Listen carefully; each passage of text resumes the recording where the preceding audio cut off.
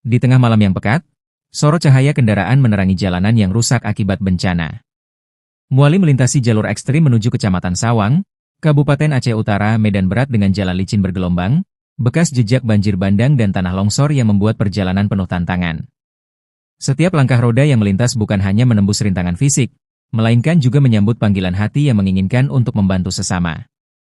Sampai di lokasi pengungsian yang mencakup Desa Gunci, Lok Pungki, dan Desa Risete Unong, suasana terasa campuran antara kesedihan dan harapan.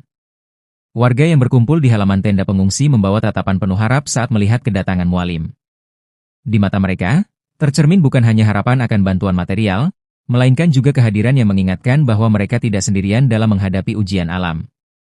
Sesungguhnya, dalam setiap kesulitan selalu ada pelukan kebaikan yang siap menyambut. Bencana mungkin merusak jalan, jembatan dan rumah, namun tidak akan pernah mampu menghancurkan rasa persaudaraan yang mengalir dalam darah anak negeri Aceh.